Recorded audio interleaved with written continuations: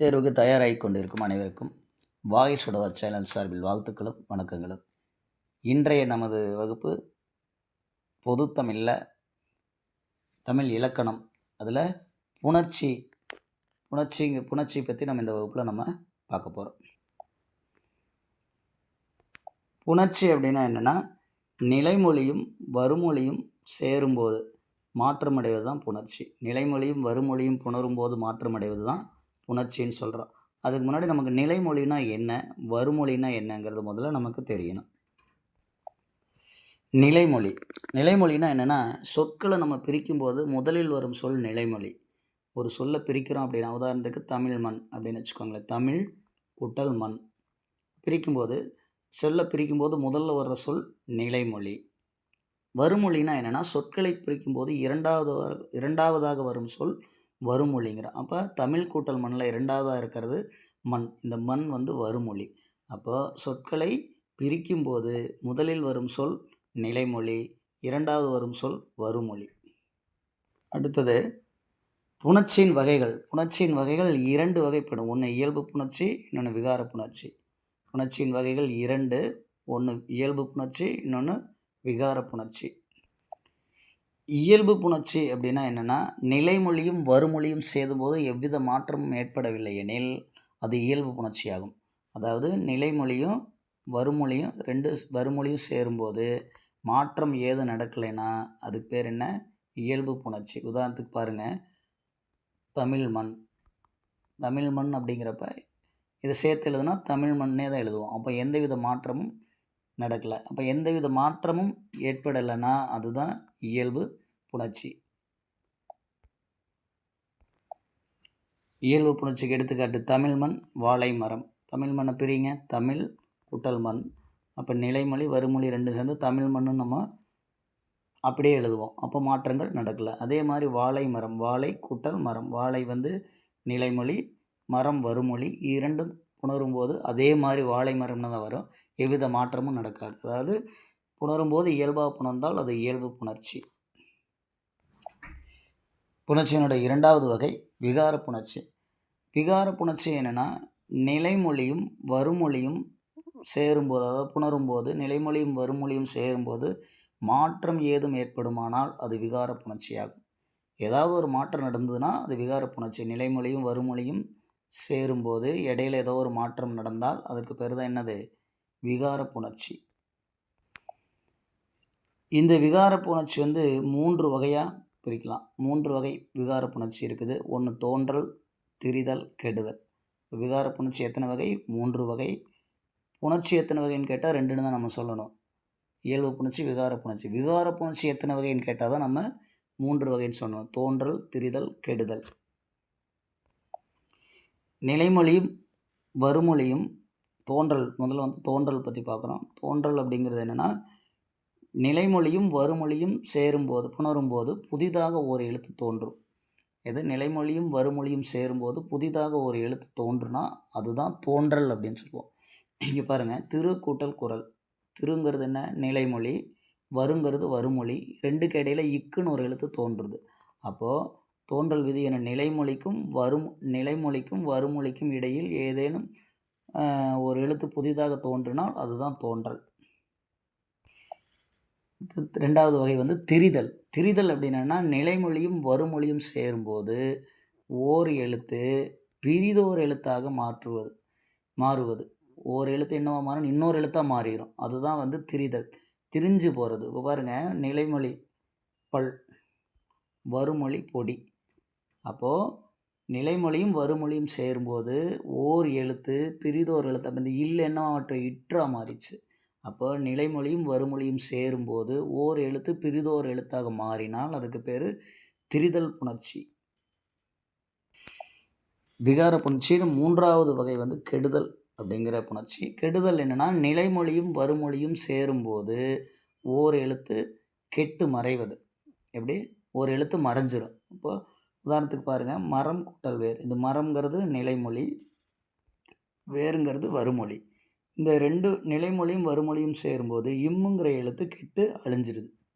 அப்போ நிலைமொழியும் வருமொழியும் சேரும்போது ஓர் எழுத்து மறைவது தான் கெடுதல் விகாரம். கெடுதல் விகாரத்தில் என்ன சொல்லியிருக்காங்க? மரம் கூட்டல் வேர். அதில் என்ன சேர்த்து எழுதும்போது மரவேர்னு எழுதும்போது இம் கெட்டு அழிஞ்சிருது. அதுதான் கெடுதல் விகாரம். அடுத்து புணர்ச்சி விதியில் நம்ம உயிரீறு மெய்யீறு, உயிர் முதல் மெய் முதல் இதெல்லாம் நம்ம தெரிஞ்சுக்கணும். இப்போ உயிரீறு அப்படின்னா என்னென்னா, உயிரீறு அப்படின்னா நிலைமொழியின் ஈற்றெழுத்து உயிர்மெய்யாக இருந்தால் அதை உயிரீறுன்னு சொல்லுவோம். நிலைமொழியின் ஈற்றெழுத்து, ஈற்றெழுத்துனா கடைசி எழுத்து. இப்போ நிலைமொழி இங்கே என்னங்க, பனை கூட்டல் மரத்தில் நிலைமொழிங்கிறது எது? பனை. பனையோட ஈற்றெழுத்து நை. நை என்னவா இருக்குது? உயிர்மை எழுத்தாக இருக்குது. என்னவா இருக்குது? உயிர்மை எழுத்தாக இருக்குது. எப்படி சொல்லுவோம்? இன் கூட்டல் ஐ, இன் கூட்டல் ஐ. அப்போது நிலைமொழியின் ஈற்றெழுத்து உயிர்மெய்யாக இருந்தால் அதை உயிரீறுன்னு சொல்லணும். ரைட்டுங்களா? உயிரீறுனா என்ன? நிலைமொழியின் ஈற்றெழுத்து கடைசி எழுத்து உயிர்மெய்யாக இருந்தால் அதை உயிரீறு எனப்படும். பொதுவாக உயிரீறு ஓரெழுத்து சொல்லில் மட்டும் வெளிப்படையாக தெரியும். ஓரெழுத்து சொல்லில் மட்டும், ஓரெழுத்து சொல்லில் மட்டும் உயிரீறு வெளிப்படையாக வரும். உதாரணத்துக்கு எடுத்துக்காட்டு பாருங்கள். ஈ பிறந்தது. ஈ உயிரெழுத்தாவே தெரியும், உயிர்மை எழுத்தாக தெரியாது. ரைட்டுங்களா? அதை ஓரெழுத்து சொல்லில் மட்டும் உயிரீறு என்னவா வரும்? வெளிப்படையாகவே வரும். இது உயிரீறு. அடுத்தது மெய்யீறு. மெய்யீறு அப்படிங்கிறது என்னென்னா, நிலைமொழியின் ஈற்றெழுத்து மெய்யெழுத்தாக வந்தால் அதை மெய்யீறு எனப்படும்.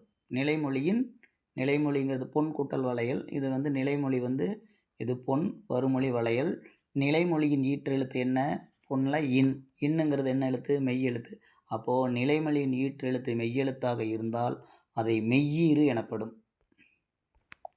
இப்போது அதே மாதிரி இப்போ ஈறு பார்த்தோம். மெய்யீறு உயிரீறுன்னு பார்த்தோம். ஈருங்கீழே நம்ம நிலைமொழியினுடைய இறுதி எழுத்து மட்டும்தான் நம்ம எடுத்து பார்த்தோம். இப்போ உயிர் முதல் மெய் முதல் அப்படி வரும்போது நம்ம எதை பார்க்கணுன்னா, வருமொழியினுடைய முதல் எழுத்து பார்க்கணும். எப்படி?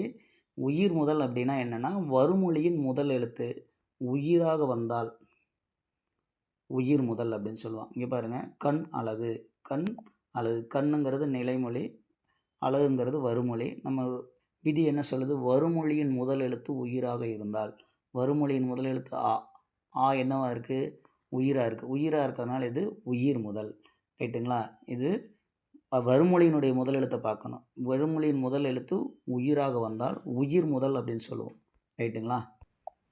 அடுத்தது மெய் முதல். மெய் முதல்னால் என்னென்னா, வருமொழியின் முதல் எழுத்து உயிர்மெய் எழுத்தாக வந்தால் மெய் முதல்னு சொல்லுவோம். வருமொழியின் முதல் எழுத்து என்னவா வரணும்? உயிர்மெய்யாக வரணும். எடுத்துக்காட்டு பாருங்கள். பொன் குட்டல் வளையல் அப்படிங்கிறோம். பொண்ணுங்கிறது நிலைமொழி, வளையல்ங்கிறது வருமொழி. அப்போ வளையல்ங்கிறதுல முதல் எழுத்து என்ன? உயிர்மை எழுத்து. உயிர்மை எழுத்து நம்ம பிரிக்கும் போது எப்படி பிரிப்போம்? இவ்வு கூட்டல் ஆ. அப்போ அதுதான் மெய் முதல் அப்படின்னு சொல்கிறோம். சரிங்களா? அதாவது வருமொழியின் முதல் எழுத்து உயிர்மெய்யாக வந்தால் மெய் முதல் எனப்படும். எழுத்து புணர்ச்சியில் உயிரீற்று புணர்ச்சி. உயிரீற்று புணர்ச்சி நிறைய வகைகள் இருக்குது. அதில் முதல் வகை உடம்படு மெய் புணர்ச்சி. அது என்னென்னா, நிலைமொழியின் இறுதி எழுத்தும் வருமொழியின் முதல் எழுத்தும் உயிரெழுத்துக்களாக இருந்தால், அதாவது நிலைமொழியின் இறுதி எழுத்தும் வருமொழியினுடைய முதல் எழுத்து ரெண்டுமே உயிரெழுத்தாக இருந்தால் உச்சரிக்கும் போது ஒரு ஒலி உடன்பாடு ஏற்படாது. அவ்வாறு ஒலி உடன்பாடு ஏற்படாத போது இடைவெளி ஏற்படும். அந்த இடைவெளியை சேர்த்து புணர வரும் மெய் தான் உடம்படும் மெய். மெய்யில் 18 வகையான மெய் எழுத்துக்கள் இருக்குது. அதில் உடம்படு மெய் அப்படின்னா ஈயும் இவ்வும் தான். ஈயும் இவ்வு மட்டும்தான் உடன்படு மெய் அப்படின்னு சொல்லுவாங்க. இதை நன்னூல் விதிப்படி பார்த்தோம்னா, ஈ ஈ ஐ வழி எவ்வும் ஏனை உயிர் வழி வவ்வும் ஏமுன் இவ்விருமையும் உயிர்வரின் உடன்படு மெய் என்றாகும் அப்படின்னு நன்னூல் சொல்லுது. இப்போ என்னென்னா, ஈ ஈ ஐ வந்தால் ஈங்கிற எழுத்து வருங்கிறான். பிற உயிர்கள் வந்தால் இவ்வு வரும். ஏ வந்துச்சுன்னா ஈயும் வரும், இவ்வும் வரும். அதுதான் ஈ ஐ வழி எவ்வும் ஏனைய உயிர் வழி வவ்வும் ஏமுன் இவ்விருமையும் அப்படின்னு சொல்கிறான். பாருங்கள், உதாரணம் பாருங்கள். காட்சி அழகு. காட்சி அழகு நம்ம பிரிக்கும்போது காட்சி கூட்டல் அழகுன்னு பிரிக்கிறோம். இப்போ என்ன சொல்கிறான், நிலைமொழியினுடைய இறுதி எழுத்தை எடுத்துக்கோங்க. சி. சி வருதுங்களா? இந்த சி எப்படி பிரிப்போம்? இச்சு கூட்டல் இ. இச்சு கூட்டல் இ. அப்போது ஈ வந்தால் என்ன வரணும்? ஈ ஐ வழி எவ்வும் அப்படின்னு சொல்கிறான். ஈ வந்தால் என்ன வரணும்? ஈ தான் வரணும். இகரத்துக்கு என்ன வரும்? ஈ தான் வரும் அப்படிங்கிறான். ஈ ஐ வழி எவ்வும். அடுத்த உதாரணம் பாருங்கள். தீ அணைப்பான். தீ அணைப்பான்ல தீ பாருங்கள், இத்து கூட்டல் ஈ. அப்போது ஈ ஐ வந்தால் ஈ வரும். தீ அணைப்பான் அப்படின்னு மாறும். அதே மாதிரி கலை அறிவு கலை கூட்டல் அறிவு. அதில் உதாரணம் சொன்ன மாதிரி 2 உயிர் வருதான்னு நீங்கள் பாருங்கள். இப்போ காட்சி அழகுன்னு நம்ம சொல்லும்போது சி எப்படி பிரிப்போம்? இச்சு கூட்டல் ஈன்னு பிரிப்போம். இங்கே அழகுன்னு வருது. அப்போது ஈயும் அழகு 2ம் உயிர் எழுத்து. அப்போ 2ம் புணரும் போது தான் உடம்படு மெய்யான ஈ தோன்றுது. புரியுதுங்களா? இந்த இதை நம்ம நுட்பமாக கவனிச்சுக்கணும். ரைட்டுங்களா? அடுத்தது மாவிலை. மாவிலை பாருங்கள். இலையில் முதல் எழுத்து உயிர் எழுத்து. மால இம் கூட்டல் ஆ. ரைட்டுங்களா? இங்கே ஆ, இங்கே ஈ. அப்போது என்ன சொல்கிறேன்? ஏனைய உயிர் வழி பவ்வும் இவ்வு வருங்கிறான். மற்ற உயிரெழுத்துக்கு என்ன வருங்கிறான்? இவ்வு வருங்கிறான். அதுதான் மா இவ் இலை. அடுத்து 3வது பாருங்கள். பூவழகு. பூ கூட்டல் இவ் கூட்டல் பூ கூட்டல் அழகுன்னு சொல்கிறோம். அப்போது இவ்வு எப்படி தோன்றுச்சுன்னா இப்பு கூட்டல் ஊ தான் பூ. அப்போ இங்கே புணர்ச்சி விதி என்ன சொல்லுது? ஈ ஐ வழி எவ்வும் ஏனைய உயிர் வழி வவ்வும். இது என்ன? ஏனைய உயிர் வழி. அப்போ ஏனைய உயிர் வழிங்கிறப்ப நம்ம என்ன போடணும்? இவ்வு சேர்க்கணும். அப்போ பூ அழகு அப்படின்னு வரும். அடுத்தது பாருங்கள். சேயிலை. சேயிலை அப்படிங்கிறது மட்டும் என்னென்னா என்ன சொல்லியிருக்கான்? ஏகாரம் வந்தால் நமக்கு என்ன சொல்லியிருக்கான்? ஏமுன் இவ்விருமையும் அப்படின்னு சொல்லியிருக்கான். ஏமுன் இவ்விருமையும் வருங்க. அதாவது சே வந்தால் இவ்வும் வரும் ஈயும் வரும்னு அர்த்தம். என்ன வரும்? இவ்வும் வரும் ஈ வரும். சேயிலை பாருங்கள். சேயிலை என்ன சொல்கிறான்? சே வர்றதுனால இச்சு கூட்டல் ஏகாரம். ஏகாரம் வர்றதுனால என்ன வரணுங்கிறான்? ஈயும் வரலாம் இவ்வும் வரலாம். அதனால் சேயிலை அப்படிங்கிறோம். அடுத்து சேவடியில் பாருங்கள். இதே சேவை இச்சு ப்ளஸ் ஏ. அப்போ ஏகாரம் வருது. ஏகாரம் வந்தால் ஏமுன் இவ்விருமையுங்கிறப்போ இவ்வு வருது. ரைட்டுங்களா? இதுதான் உடன்படு மெய்ப்புணர்ச்சி அப்படின்னு சொல்கிறது. ரைட்டு. உடன்படு மெய்ப்புணர்ச்சி பொறுத்த வரைக்கும் நம்ம நுட்பமாக கவனிக்க வேண்டியது என்னென்னா, நிலைமொழியினுடைய இறுதி எழுத்து உயிர்மெய்யாக இருக்கும்போது நம்ம பிரித்து பார்க்கும்போது ஒரு உயிரெழுத்து தோன்றும். அந்த உயிரெழுத்துமே வறுமொழியில் வர்ற உயிரெழுத்தும் புணரும்போது ஒரு உடன்படுமை நம்ம தோற்றுவிக்கணும். அப்போ அந்த உடன்படுமை ஈ ஐ வழியாக இருந்தால் எவ்வும் யாமும் ஏமுன் ஏனைய உயிர் வழி வவ்வும் ஏமுன் இவ்விருமையுங்கிற விதியை நம்ம பின்பற்றணும். ஈரீற்று புணர்ச்சியில் 2வது வகை குற்றியலுகர புணர்ச்சி. குற்றியலுகர புணர்ச்சி என்னென்னா, குற்றியலுகர சொற்களில் நிலைமொழியின் இறுதியில் உள்ள குற்றியலுகரம். அதாவது குற்றியலுகர சொல்னால் உங்களுக்கு தெரியும். கு சூடு துபுரு சுடு துபுரு. இப்படி இந்த 6 எழுத்துக்கள் நிலைமொழியினுடைய இறுதி எழுத்தாக வரும். குற்றியலுகர சொற்களில் நிலைமொழியின் இறுதியில் உள்ள குற்றியலுகரம் வருமொழியின் முதலில் உள்ள உயிரெழுத்துடன் உயிரெழுத்துடன் புணரும்போது தான் ஏறிய மெய்யை நிறுத்திடும். மெய்யெழுத்தை மட்டும் வச்சுக்கிட்டு அதில் இருக்கிற உகரம் மறைஞ்சிரும். எப்படி? குற்றியலுகர புணர்ச்சியில் குற்றியலுகரம் வருமொழியின் முதலில் உள்ள உயிரெழுத்துடன் புணரும்போது தான் ஏறிய மெய்யை நிறுத்தி மெய்யை வச்சுக்கும், உகரம் மட்டும் மறைஞ்சிரும். பின் நிலைமொழி இறுதியில் உள்ள மெய் வருமொழி முதல் எழுத்தாகிய உயிரெழுத்துடன் புணரும். இதுதான் குற்றியலுகர புணர்ச்சி. குற்றியலுகர புணர்ச்சியில் நம்ம முதல்ல பார்க்குற விதி உயிர்வரின் உக்குரல் மெய்விட்டு ஓடும். இப்படி உயிர் வந்துச்சுன்னா அதில் இருக்கிற உகரம் விட்டு ஓடுங்கிறத தான் நம்ம பார்க்க போகிறோம். உதாரணம் பாருங்கள். மாசற்றார். மாசு அற்றார். மாசற்றார் நம்ம எப்படி பிரிப்போம்? மாசு கூட்டல் அற்றார்.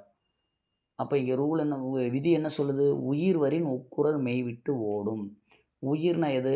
வருமொழியினுடைய முதல் எழுத்து உயிர் வந்திருக்கு. அப்போ இங்கே இருக்கிற உக்குரல் உகரம் விட்டு ஓடும். உகரம்ங்கிறது எது? மாசுல இச்சு கூட்டல் ஊ. அப்போ இந்த ஊ விட்டு ஓடும். அந்த இச்சு அப்படியே இருந்துக்கும்.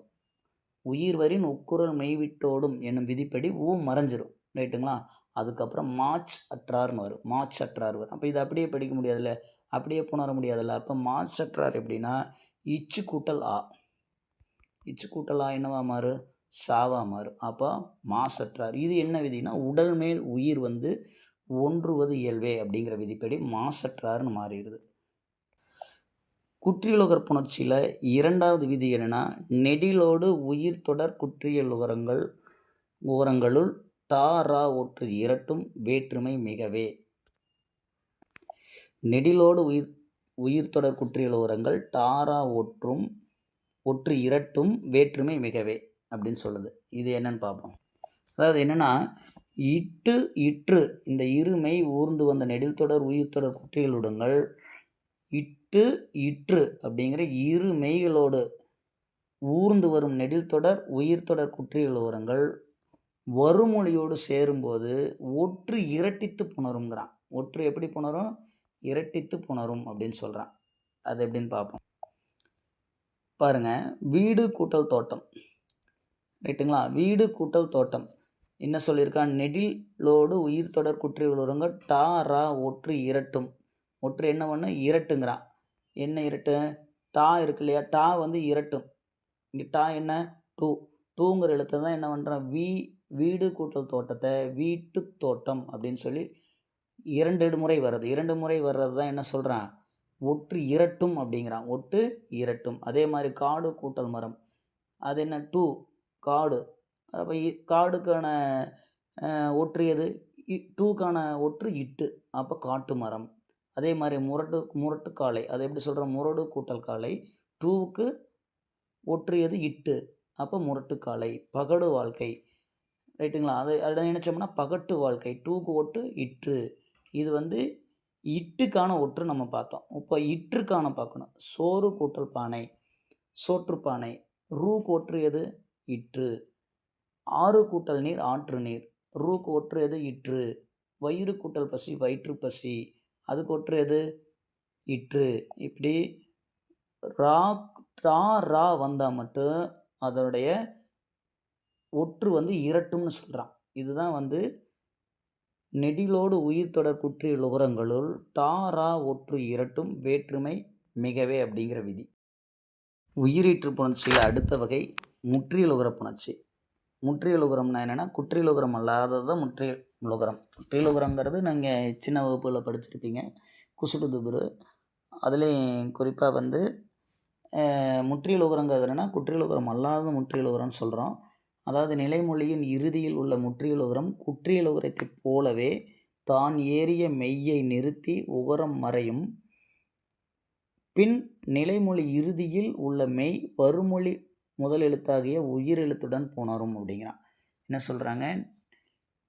நிலைமொழியின் இறுதியில் உள்ள முற்றியல் உகரம். முற்றியல் உகரம்ங்கிறது என்னென்னா, குற்றியல் உகரம் அல்லாதது. முற்றியல் உகரம் வந்து குற்றியல் உகரத்தை போலவே உகரம் மறைஞ்சிருங்கிறான். அப்புறம் நிலைமொழியில் உள்ள நிலைமொழியில் மெய் இருக்கும். உகரம் போச்சுனால அதில் என்ன இருக்கும்? மெய் மட்டும்தான் இருக்கும். அந்த மெய் வந்து வருமொழியின் முதல் எழுத்தாகி உயிர் எழுத்துடன் புணருங்க தான். இதுதான் இந்த விதிக்கு பேர் தான் முற்றும் அற்று ஓரோ வழி அப்படின்னு பேர். முற்றும் அற்று ஓரோ வழி. அப்போ பாருங்கள், உதாரணம் பாருங்கள். வரவு அறிந்தான், வரவு கூட்டல் அறிந்தான். உகரம் வருது, ஆனால் குற்றியல் உகரம் கிடையாது. உகரம் வருது. இந்த உகரம் படி இவ் கூட்டல் ஊல பின்னாடி அறிந்தான், வருமொழி வந்து அறிந்தான். அறிந்தான்ங்கிறது என்ன? அறிங்கிறது வந்து உயிர் எழுத்து. உயிர் வரின் உக்குரல் மெய்விட்டோடும் விதிப்படி என்ன ஆகுது? வந்து மறைஞ்சிருது. அப்போ இவ்வு மட்டும் இருக்கும். அப்போ என்ன ஆகுது? இவ்வு மட்டும் இருக்கும். அறிந்தான் அப்படின்னு இருக்கும். அதை இந்த விதிப்படி போகிறதுக்கு வந்து முற்றும் அற்று ஓரோ வழின்னு பேர். முற்றும் அற்று ஓரோ வழின்னு பேர். அப்போ அறிந்தான் இருக்கும். அறிந்தான்ங்கிறது எப்படி நம்ம புணரணும் அப்படின்னா, உடல் மேல் உயிர் வந்து ஒன்றுதல் இயல்பே. உடல் மேல் உயிர் வந்து ஒன்றுதல் இயல்பே. உடல் மேல் உயிர் வந்து ஒன்றுதல் இயல்பு. அது என்ன உடல் மேல் உயிர் வந்து ஒன்றுதல் இயல்புனா, இவ்வுங்கிறது இது ஆங்கிறது உயிர் எழுத்து, இவ்வுங்கிறது உடல் எழுத்து. அதாவது பொதுவாக மெய் எழுத்துக்கு உடல் எழுத்துன்னு இன்னொரு பேர் உண்டு. அதுதான் உடல் மேல் உயிர் வந்து ஒன்றுதல் இயல்பே அப்படிங்கிற விதிப்படி இது என்ன ஆகுது? வரவறிந்தான் அப்படின்னு புணருது. அடுத்த புணர்ச்சி விதி இயல்பீறு விதியீறு. இயல்பீராகவோ விதியீராகவோ வரும் நிலைமொழியின் இறுதியில் நிற்கும் உயிரெழுத்துடன் க ச தப என வல்லினம் மெய்களை முதலில் கொண்ட வருமொழி சொல் வரும்போது, அதாவது கச தப அப்படிங்கிற எழுத்துக்கள் உள்ள வருமொழி சொல் சேர்ந்ததுன்னா வல்லொற்று மிகுங்கிறான். வல்லொற்றுன்னா என்ன? அதுக்கு அதோடைய கசதப மிகும்னு அர்த்தம். இப்போ பாருங்கள், இயல்பீறு என்பது இயல்பாக நிற்கும் சொல்லின் வடிவம். பள்ளி கூட்டல் தோழன், பள்ளி கூட்டல் தோழன் என்ன சொல்லியிருக்கான்? வருமொழியின் இயல்பீராக விதியீராக வருமொழியின் இறுதியில் நிற்கும் உயிரெழுத்துடன் என்ன தோன்றுங்கிறான்? கசதப தோன்றுங்கிறான். அப்போ பள்ளி கூட்டல் தோழனை இத்து தோன்றுது கசதப. அப்போ வல்லினம் மிகும். இதுதான் இயல்பீறு விதியீறு புணர்ச்சிங்கிறது. இயல்பீருங்கிறது. விதியீருங்கிறது என்னென்னா, புணர்ந்த பின் நிற்கும் சொல்லின் வடிவம் நிலம் கூட்டல் தலைவன், நிலத்தலைவன். நிலம் கூட்டல் தலைவன் எப்படி ஆகும்? நிலத்தலைவன் ஆகும். நிலத்தலைவன் படிக்க முடியாது. அப்போ இத்து தோன்றும். ரைட்டுங்களா? இதுதான் விதியீறு அப்படின்னு சொல்கிறோம். ரைட்டுங்களா? இது இயல்பீறு விதியீறு புணர்ச்சி. அதே மாதிரி திரைப்படம், திரை கூட்டல் படம், இதுவும் அப்படித்தான். இயல்பினும் விதியினும் நின்ற உயிர்வின் கசதப மிகும். பாருங்கள், திரை வந்து கசதபல வரக்கூடிய ஒரு எழுத்து தா தான். அதனால் சரி மன்னிக்கவும், படம், படம் நம்ம வந்து வருமொழி தான் பார்க்கணும். வருமொழி படம். படம்ங்கிறது முதல் எழுத்து என்ன? பா. பா வந்து க ச த ப. அப்போ இந்த இயல்பினம் விதியினம் விதிப்படி கசதப மிகும். அடுத்தது மரக்களம், மரம் கூட்டல் களம். மொவ்வீறு ஒற்றொழிந்து உயிரீறு ஒப்பவுங்கிற விதி. மொவ்வீறு ஒற்றொழிந்துனா என்னென்னா, நிலைமொழியில் இருக்கக்கூடிய இம்மு வந்து ஒற்று அழிஞ்சிருது. ஒற்று அழிஞ்சிருச்சு. அதுக்கப்புறம் இயல்பினும் விதியினும் நின்ற உயிர்மின் கசதப மிகும் அப்படிங்கிற விதிப்படி மரக்களம்னு ஆச்சு. ரைட்டுங்களா? இதுதான் விதி. இயல்பினும் விதியினும் நின்ற உயிர்மின் கசதப மிகும் அப்படிங்கிற விதி. ரைட்டுங்களா? அடுத்தது பூப்பெயர் புணர்ச்சி. பூப்பெயர் புணர்ச்சிங்கிறது என்னென்னா, பூங்கிற சொல் வரும்போது நிலைமொழியாய், பூ என்னும் சொல் நிலைமொழியாய் நிற்க வருமொழியில் முதலில் வரும் வல்லின மெய்யெழுத்துக்கள் வரும்போது வல்லினமை மிகுந்து புணர்வது மட்டுமின்றி அவற்றுக்கு இனமான மெல்லின மெய் மிகுதலும் உண்டு. எனினும் மெல்லின மிகுதலே பெருவழக்காக உள்ளது. அதாவது வல்லினமும் மிகுங்கிறான், மெல்லினம் மிகுங்கிறான். ஆனால் மெல்லினம் தான் பெருவழக்குங்கிறாங்க. உதாரணம், பூப்பெயர் முன் இன மென்மையும் தோன்றும் அப்படிங்கிற விதி என்னென்னா பாருங்கள், பூ கூட்டல் கொடி. அப்போது இங்கே கோங்கிறது என்ன? கோங்கிறது அதுக்கு இனம் எதுனா இங்கு. அதாவது கசதபக்கு இனம் எது? காக்கு இனம் எது? கா. காக்கு இனம், காக்கு வந்து இனம் கா. அப்போது இங்கே கொடிக்கு வந்து கா வருதுனால இங்கு தோன்றும், இன மென்மை தோன்றும். அப்படிங்கிறதுனால பூங்கொடி அப்படின்னு சொல்கிறோம். ரைட்டுங்களா? அதே மாதிரி பூ கூட்டல் தொட்டி, இத்து. இத்துக்கு இனமான எழுத்து எதுனா இந்து. அப்போ பூந்தொட்டி அப்படின்னு சொல்கிறோம். ரைட்டுங்களா? இதுதான் பூப்பெயர் புணர்ச்சி அப்படின்னு சொல்கிறோம். அடுத்தது மெய்யீற்று புணர்ச்சி. மெய்யீற்று புணர்ச்சி என்னென்னா, நிலைமொழி ஈற்றின் இறுதி எழுத்து மெய்யெழுத்தாக நிற்க. நிலைமொழியின் இறுதி எழுத்து என்னவா இருக்கணும்? மெய்யெழுத்தாக இருக்கும். வருமொழியின் முதல் எழுத்து உயிரெழுத்துடன் மெய்யெழுத்துடனோ நிலைமொழியின் இறுதி எழுத்து மெய்யெழுத்தாக நிற்க வருமொழியின் முதலாக வரும் உயிரெழுத்துடன் மெய்யெழுத்துடனும் சேரும் புணர்ச்சி மெய்யீற்று புணர்ச்சின்னு சொல்லுவோம். அதுதான் உடல் மேல் உயிர் வந்து ஒன்றுதல் இயல்பே அப்படிமோ. பாருங்கள், வாயொலி, வாய் கூட்டல் ஒலி.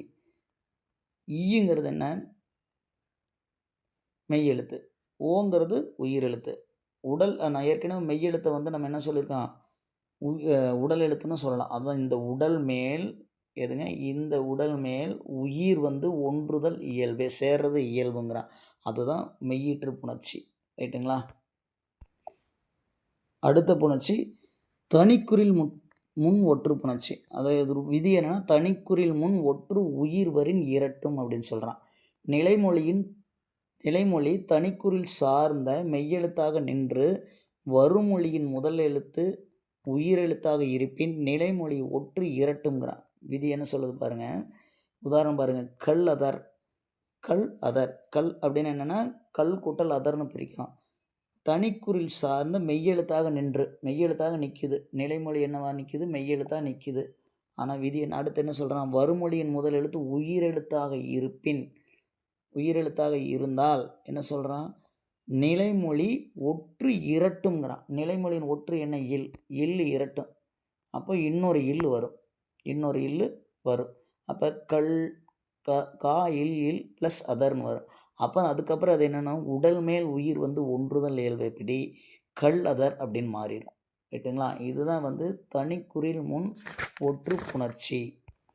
அடுத்த வகை பார்த்திங்கன்னா மகர ஈற்று புணர்ச்சி. மகர ஈற்று புணர்ச்சி என்னென்னா நிலைமொழி சொல்லின் இறுதி எழுத்தாக, நிலைமொழியில் இறுதி எழுத்து மகர மெய்யாக வரும்போது அச்சொல் 3 நிலைகளில் புணரும். எத்தனை வகையாக புணரும்? 3 நிலைகளில் புணரும். முதல் வகை பாருங்கள். முதல் வகை என்ன சொல்கிறான்னா மகரமை கெட்டு புணருங்கிறான். மகரமை கெட்டு புணரும். அதுக்கு உதாரணம் பாருங்கள். பாடம் கூட்டல் வேலை. அப்புறம் அப்போ என்ன? நிலைமொழியினோட சொல்லின் இறுதி எழுத்து என்ன? இம்மு. இம்மு மகரமை வரும்போது 3 நிலையில் அதில் முதல் வகை மகரமை கெட்டுங்கிறான். அப்போ மகரமை என்ன? கெட்டு போகும். கெட்டுச்சுன்னா அழிஞ்சிரும். அப்போ பாட வேலைன்னு புணரும். ரைட்டுங்களா? இது முதல் வகை. இரண்டாவது வகை என்ன சொல்லுதுன்னா மகரமை கெட்டு இன மெல்லெழுத்து தோன்றும். இன மெல்லெழுத்துனா மெல்லினம் தோன்றும் அப்படிங்கிறான். இரண்டாவது வகை பாருங்கள். காலம் கடந்தவன். காலம் கடந்தவன். காலம் கடந்தவனா இம்மு வந்து என்ன? மகரமை. மகரமை என்ன ஆகுது? கெட்டு என்ன தோன்றும்? மெல்லெழுத்து தோன்றும். மெல்லெழுத்தும்னா அந்த மெல்லினம் தோன்றி காலம் கடந்தவன் அப்படின்னு மாறிடும். அடுத்து மூன்றாவது வகை என்ன சொல்லுதுன்னா மகரமை கெட்டு வல்லினம் மிக்கு புகும். மகரமை கெட்டு வல்லினம் மிக்கு புகும். பழம் கூட்டல் தோல். ரைட்டுங்களா? அப்போ என்ன ஆகும்? மகரமை கெட்டுரும். இம்மு வந்து அழிஞ்சிரும். அப்போ பல கூட்டல் தோல். அடுத்த விதி என்ன சொல்கிறாங்க? மகரம் கெட்டு வல்லினம் மிக்கு புணரும். வல்லினம் மிக்கும்னா இதுக்கான வல்லினம் என்ன? தோக்கு இட்டு வரும். அப்போ பழத்தோல்னு வரும். இதுதான் வந்து மகர ஈற்று புணர்ச்சி. மகர ஈற்று புணர்ச்சியோட விதி என்ன? மவ்வீறு உற்றொழிந்து உயிரீறு ஒப்பவும் இனமாக திரிபவும் ஆகும். அடுத்த புணர்ச்சி வந்து பண்பு பெயர் புணர்ச்சி. பண்பு பெயர் புணர்ச்சியில் நம்ம இந்த விதியை நல்லா நினைவில் வச்சுக்கணும். ஈறுபோதல், இடையுகரம் ஈயாதல், ஆதி நீடல், அடியகரம் ஐயாதல், தன்னொற்று இரட்டல், முன்னின்ற மெய்திரிதல், இனம் மிகல், இணையவும் பண்புக்கு இயல்பே. இந்த விதி நம்ம தெரிஞ்சிருந்தால் இந்த பண்பு பெயர் புணர்ச்சி ரொம்ப எளிமையாக இருக்கும். பண்பு பெயர் சொல் நிலைமொழி சொல்லாக நின்று வருமொழி சொல்லுக்கு புணரும் போது பின்வரும் மாற்றங்கள் அடையுங்களாம். முதல்ல வந்து ஈறுபோதல் விதியை நம்ம பார்க்குறோம். ஈறுபோதல் விதிப்படி பாருங்கள். ஈறுபோதல் விதிப்படி என்ன நடக்குதுன்னா நிலைமொழியின் இறுதியில் மை கெட்டு போகுங்கிறா. முதல்ல அதாவது பெருவழி அப்படின்னு ஒரு வார்த்தை. பெருவழிங்கிறது நம்ம எப்படி பிரிக்கிறோம்? பெருமை கூட்டல் வழி அப்படி பிரிக்கும்போது நிலைமொழியினுடைய ஈறு போயிடுது. மை போய் பெருவழின்னு இயல்பாக புணர்ந்துடும். அதுக்கப்புறம் ஈறுபோதல் விதிப்படி மை கெட்டு போகும். இதுதான் ஈறுபோதல் விதி. ஈறுபோதல் விதிப்படி மை கெட்டு புணர்ந்துடும். பெருவழின்னு புணர்ந்துருது. அடுத்து பாருங்கள். ரெண்டாவது மைவிதி கெட்டு நிலைமொழி சொல்லின் இறுதியில் உகரம் இகரமாக தெரியும்.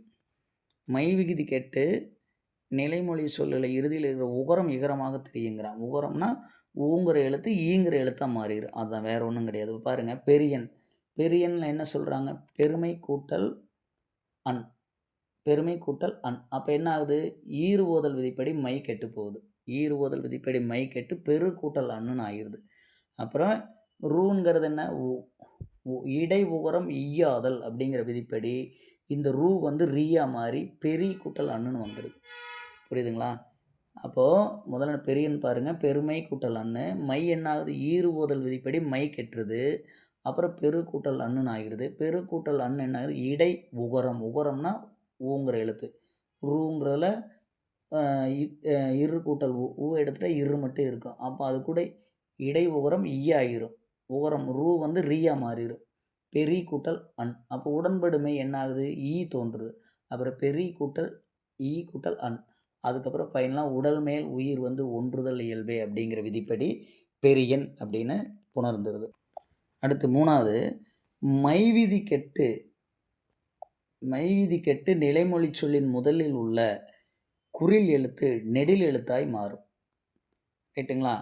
அதுதான் ஆதி நீடல்ங்கிறது. அதாவது பாருங்க, மூதூர் அப்படின்னு சொல்கிறோம். அது என்னன்னு சொல்கிறோம்? முதுமை கூட்டல் ஊர். அப்போ இதில் இருக்கிற மை போயிடுது. அப்போ ஈர் ஓதல் விதிப்படி மை போயிடுது. அப்போ முது கூட்டல் ஊருன்னு மாறிடுது. முது கூட்டல் ஊர் அடுத்த விதி என்ன? ஆதி நீடல். ஆதி நீடல்னா என்ன? ஆதிங்கிறது முதல் எழுத்து. முதல் எழுத்து நீண்டு ஒலிக்கிறது. ஆதி நீடல் விதிப்படி மூ அப்படின்னு மாறிடுது. மூ வந்து என்ன ஆகுது? மூணு மாறிடுது. அப்போ மூது கூட்டல் ஊர் அப்படின்னு மாறிடுது. அதுக்கடுத்த விதி உயிர்வரின் உக்குரல் மெய்விட்டு ஓடும் விதிப்படி என்ன ஆகும்? தூங்கிறது என்ன? உயிர் முன்னாடி வந்து உயிர் வருது. உயிர் வருன்னா இங்கே இருக்கிற உகரம் வந்து போயிடணும். இத்து கூட்டல் ஊ இல்லைங்களா? அப்போது இந்த உயிர் வர்றதுனால ஊ போய் இத்து மட்டும் இருக்கும். அப்போ முத் கூட்டல் ஊர்னு இருக்குது. அது எப்படி புணருது? உயிர் மேல் உடல் மேல் உயிர் வந்து ஒன்றுதல் இயல்பு அப்படிங்கிற விதிப்படி புணர்ந்துக்குது. அடுத்தது மைவிகுதி கெட்டு. மைவிகுதி கெட்டு நிலைமொழி சொல்லில் முதலில் உள்ள அகரம் ஐகாரமாக மாறும். ரைட்டுங்களா? அகரம் என்னவா மாறும்? ஐகாரமாக மாறும். பைந்தமிழ் அப்படின்னு பிரித்து பாருங்கள். பைந்தமிழ் பிரிக்கும் போது பசுமை கூட்டல் தமிழ். அப்போ மை ஈறு ஓதல் விதிப்படி போயிடும். மை ஈறு ஓதல் விதிப்படி போய் பசு கூட்டல் தமிழ்னு மாறும். அப்போ பசு கூட்டல் தமிழம் பா வந்து பை எப்படியா மாறுதுன்னு கேட்டிங்கன்னா, அடி அகரம் ஐயாதல். அடி அகரம்னா முதல் எழுத்து இருக்குல்ல, பசுவில் இருக்கிற அகரம் பையா மாறிடும். அடி அகரம் ஐயாதல் விதிப்படி பா வந்து பையா மாறிடும். அப்போ பைசு கூட்டல் தமிழ் அப்படின்னு இருக்கும். அப்புறம் இணையவும் படி சூ கெட்டு போயிடும். இணையவும் படி இந்த சூ என்ன ஆகிரும்? கெட்டு போயிடும். கெட்டு போயிடும். பை கூட்டல் தமிழ்னு வரும். அப்போ பை கூட்டல் தமிழ் என்ன விதிப்படி இயல்பாக போனாலும் இனமிகள். இனமிகள்னா இத்துக்கு இனமான எழுத்து இந்து. அப்போ பைந்தமிழ் என்னும் விதி பைந்தமிழ் என புணரும். இனமிகள் விதிப்படி பைந்தமிழ் என புணரும். அடுத்து மைவிகுதி கெட்டு. மைவிகுதி கெட்டு நிலைமொழி சொல் ஒற்று இரட்டிக்கும் அப்படிங்கிறான். நெட்டிலை நெடுமை கூட்டல் இலை. அப்போ இந்த மை என்ன ஆகுது? ஈறு ஓதல் விதிப்படி மை போயிடுது. அப்போ நெடு கூட்டல் இலை அப்படின்னு இருக்குது. நெடு கூட்டல் இலை தன்னொட்டு இரட்டல் அப்படிங்கிறப்ப இட்டு சேர்ந்துருது. இட்டு சேர்ந்துருது. அப்போ உயிர் வரின் உக்குரல் மெய்விட்டோடும் அப்படிங்கிற விதிப்படி ஊ போயிடுது. அப்போ நே இட்டுன்னு வரும். நெட் கூட்டல் இலை. அப்போ உடல் மேல் உயிர் வந்து ஒன்றுதல் இயல்பே அப்படிங்கிற விதிப்படி நெட்டிலை அப்படின்னு மாறிடும். அது பண்பு பெயர் புணர்ச்சியில் வந்து தன்னொட்டுரட்டல் என்னும் விதியை பயன்படுத்த வேண்டும். பண்பு பெயர் புணர்ச்சியில் தன்னொட்டுரட்டல் என்னும் விதியை பயன்படுத்தணும். வெற்றிலை அப்படின்னா வெறுமை கூட்டல் இலை, வெற்று கூட்டல் இலை, வெற்றிலை என புணர்ந்ததுன்னு சொல்கிறோம். அது எப்படின்னா ஈர் ஓதல் வெடிப்படி மை போயிடும். அப்போ தன்னொட்டுரட்டல் படி இற்று சேர்ந்துடும். அப்புறம் உடல் மேல் உயிர் வந்து ஒன்றுதல் இயல்படி வெற்றிலைன்னு மாறிடும். ரைட்டுங்களா? அடுத்த பாயிண்ட்டு ஈறு ஓதல் விதியின்படி மை கெட்டு நிலைமொழியின் இறுதி எழுத்து மகர மெய்யாக இருந்தால் முன் நின்ற மெய் திரிதல் விதிப்படி புணருங்கிறான். பாருங்க என்ன சொல்கிறான்? ஈறு ஓதல் விதிப்படி மை கெட்டுரும். நிலைமொழியின் இறுதியில் மகர மெய் இருந்துச்சுன்னா மகரம் என்ன ஆகும்? முன்னின்ற மெய் திரிதல். முன்னிற்கு இருக்கிற மெய்னா என்ன? அந்த மெய் எழுத்து திரிஞ்சு வேறு எழுத்தாக மாறுகிறது. அதுதான் சொல்கிறான் பாருங்கள். செந்தமிழ் செம்மை கூட்டல் தமிழ். அப்போ இந்த மை எப்படி போயிடுது? ஈறு ஓதல் விதிப்படி மை போயிடுது. அப்போ செம் கூட்டல் தமிழ். முன்னின்ற மெய் திரிதல். செம் இம்மு வந்து திரிந்துருது. என்னவா திரிந்துருது? இந்தா திரிந்துருது. இதுதான் முன்னின்ற மெய் திரிதல் அப்படின்னு சொல்கிறாங்க. அப்போ செந்தமிழ் எப்படி போனதுன்னா செம்மை கூட்டல் தமிழ் ஈறு ஓதல் விதிப்படி மை போயிடுது. செம் கூட்டல் தமிழ் இம்மு வந்து என்னவா இந்தா திரிந்து செந்தமிழ் என புணர்கிறது. அடுத்து ஈறு ஓதல் விதியின்படி மை விகுதி கெட்டு ஈறுவோதல் விதியின்படி மை விதி கெட்டு நிலைமொழியின் இறுதி எழுத்து உயிரெழுத்தாய் இருந்து வறுமொழி வல்லின மெய்யாக இருந்தால் இனமிகள் விதிப்படி புணருங்க. அது என்ன அப்படின்னா கருமை கூட்டல் கடல். ஈறுவோதல் விதிப்படி என்ன ஆயிரும்? மை போயிடுது. ரைட்டுங்களா? கரு கூட்டல் கடல். இனமிகள்ங்கிறது என்ன? அதாவது வல்லினத்துக்கு இனமான மெல்லினம் தோன்றுறது தான் இனமிகள். அப்போ இங்கே கரு கூட்டல் காக்கு பதிலாக இங்கு தான் வந்து காக்கு இனம். அப்போ கருங்கடல் அப்படின்னு புணரும். ரைட்டுங்களா? அதாவது முன்னின்ற மெய்திரிதல் விதி எப்போ பயன்படுத்தினா பண்பு பெயர் புணர்ச்சியில் ஈறுவோதல் விதிப்படி மை விகுதி மறைந்த பிறகு நிலைமொழியின் இறுதியில் மகரமை நின்று வருமொழியில் முதல் எழுத்தாக கசதப வந்தால் முன்னின்ற மெய்தெழுதலை பயன்படுத்த வேண்டுங்கிறான். அதே ஈறுவோதல் விதிப்படி மை விகுதி மறைந்த பிறகு மகரமை வராத நிலையில் மகரமை வரல அப்படின்னா இனமிகள் விதியை பயன்படுத்தணுங்கிறாங்க. ரைட்டுங்களா? அடுத்தது மை விகுதி கெட்டு நிற்கும் நிலைமொழியின் இறுதி எழுத்து மேற்சொன்ன எவ்விதத்திலும் பொருந்தாது இருக்குன்னா இணையவுங்கிற விதியை பயன்படுத்தலாம்.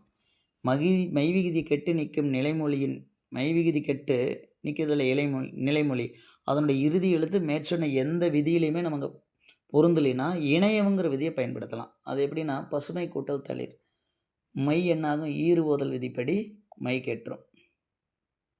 ரைட்டுங்களா? அப்போ பசு கூட்டல் தளிர் ஆகிரும். அப்போ அடியகரம் ஐயாதல் படி பைசு கூட்டல் தளிர் ஆகிரும்.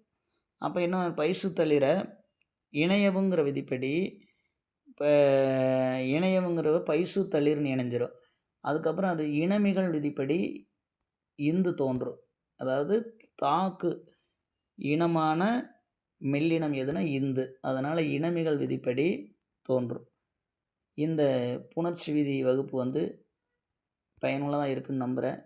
இது போன்ற வகுப்புகளை நம்ம சேனலில் தொடர்ந்து பாருங்கள், பயன்பெறுங்க. நன்றி, வணக்கம். இன்றைய வகுப்பு மிகுந்த பயனுள்ளதாக இருக்குன்னு நம்புகிறேன். நம்ம சேனலை சப்ஸ்கிரைப் பண்ணுங்கள், கமெண்ட் பண்ணுங்கள், வாட்ச் பண்ணுங்கள். இது போன்ற பயனுள்ள இலக்கண வகுப்புகளை போடுறோம். அது மட்டும் இல்லாமல் அரசியலமைப்பில் சிறப்பு வகுப்புகள் நிறைய நம்ம போட்டிருக்கிறோம். நம்ம சேனலை சப்ஸ்கிரைப் பண்ணிட்டீங்கன்னா இது போன்ற வகுப்புகளை நம்ம காண இயலும். நன்றி, வணக்கம்.